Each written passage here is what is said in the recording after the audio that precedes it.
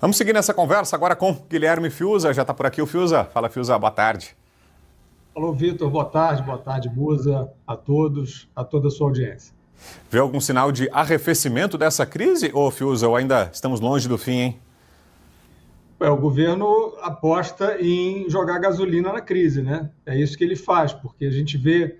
Primeiro, Vitor, o governo precisa decidir, o governo e a sua estrutura de comunicação, né, de criação de histórias, precisa decidir se a história é um ataque especulativo ou se a história é uma disseminação de fake news que levaram a essa disparada do dólar, porque são duas coisas diferentes, né? Se o mercado, se os agentes econômicos foram induzidos a erro na avaliação por conta de notícias falsas, é uma coisa.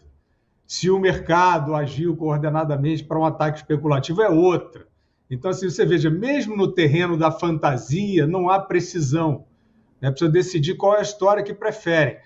Agora, eu te pergunto, Vitor, nós temos o Banco Central aí indicando que a inflação vai ficar fora da meta.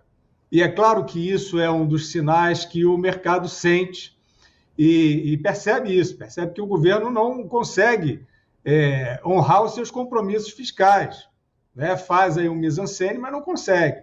Então, a pressão sobre o câmbio tem a ver com isso também. Agora, nós vimos o presidente da República indo dando uma entrevista de grande audiência, diante desses dados, quer dizer, o IPCA em novembro foi 4,87, se eu não me engano, e o Banco Central mostra que, com esse resultado, não tem como a inflação ficar dentro da meta.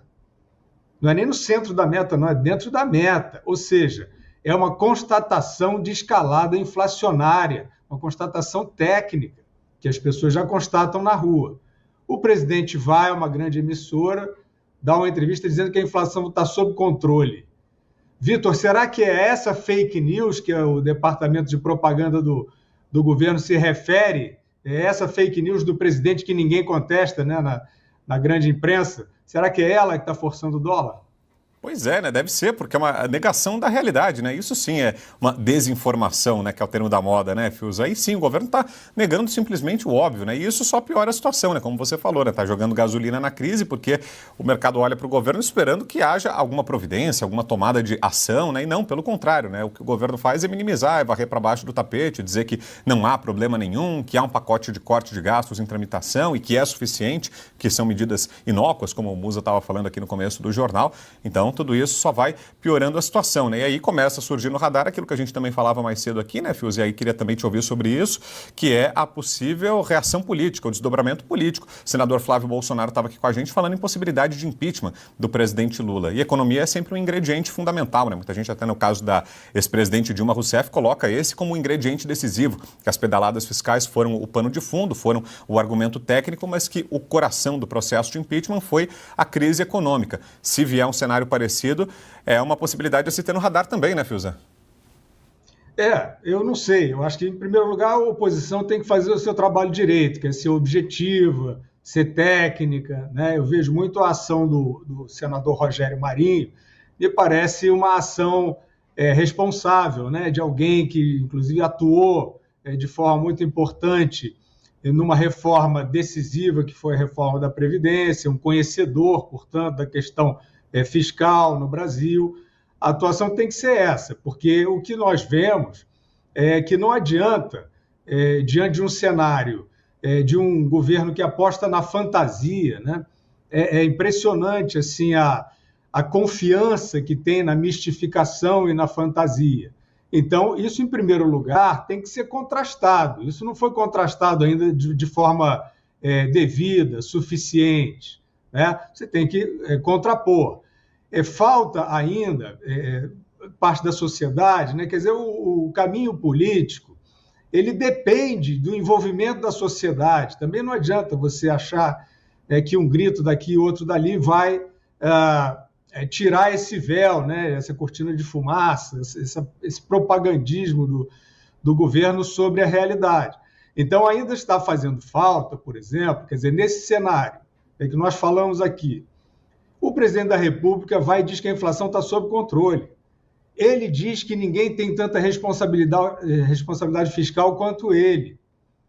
Ora, esse presidente, quer dizer, a eleição dele ou a campanha dele foi apoiada por uma parte aí do PIB, por uma parte importante do meio acadêmico, como eu sempre gosto de lembrar, aqueles aí muito credenciados para falar o que está acontecendo, e eles estão calados. Nós vemos aí de vez em quando uma parte da imprensa começando a reagir, começando a dizer, não, de fato, não há desde o arcabouço, né? Porque resolveram embarcar no arcabouço, né? A imprensa quase toda, essa imprensa que virou consórcio, né? Embarcar naquilo, embarcar na ideia de que o Fernando Haddad teria credenciais para conduzir macroeconomicamente o Brasil, embarcaram nisso. Aí uma parte dessa imprensa começou aí a fazer não sei se autocrítica, né? Mas é dizer, não, realmente é questão fiscal, o combate à inflação, as ideias possivelmente, né, de corte de gastos, etc., não são reais, não são verificáveis. O próprio parlamento já reagiu dessa maneira. Agora, falta mais gente, senão eles vão conseguir para sempre ficar com essa ladainha de que é a esquerda contra a direita. Aí eles estão numa boa.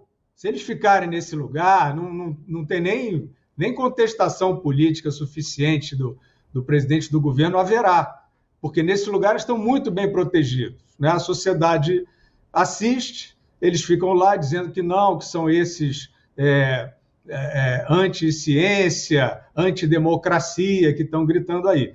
Então, as pessoas que não são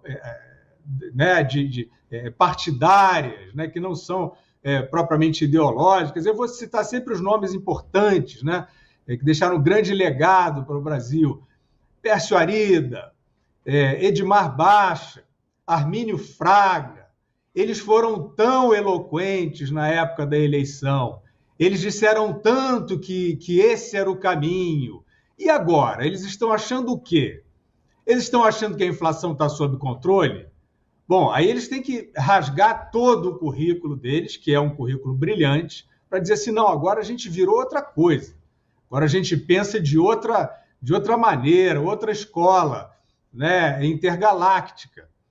Porque precisaria, né, esses grandes agentes, essas grandes referências, falarem sobre isso. Porque o que vai acontecer? Se ninguém falar, vai ficar uma grita da oposição no Congresso, o governo vai continuar apostando na fantasia, vai continuar dizendo que o dólar sobe por causa de fake news. Aliás, isso é uma péssima notícia para quem está usando essas palavrinhas pecaminosas, né? Fake news, desinformação e discurso de ódio para perseguir.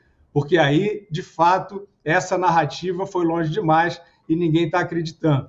Mas, Vitor, para concluir, se não houver das instituições, dos grandes credenciados no assunto, a afirmação, na grande imprensa, eles dizem, né, eles estão nesse barco, e não, a internet é só barulho. Então vão aos grandes veículos, vão à TV aberta, né, que eles acham que ainda é o grande setor de comunicação, e digam que a política está errada.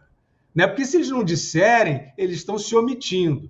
Aí, Vitor, qual é o grande risco? Será que o Banco Central vai continuar com a independência que tem que ter, para mostrar que a inflação não vai ficar na meta? Será que o IPCA, será que não vai aparecer uma mudança de cálculo do IPCA? Né? Será que a imprensa vai continuar dizendo de uma maneira mais enfática que a inflação é bom? Como essa imprensa aí que entrevistou o presidente e não contestou a ideia de que a inflação está sob controle. Então é isso, se aqueles que têm credencial, que não são partidários, não aparecerem para dizer está errado, está no rumo errado, de fato a gente pode ver um investimento mais profundo e eficaz, né, entre muitas aspas, na fantasia e na mudança da forma de calcular esses indicadores que a gente acompanha.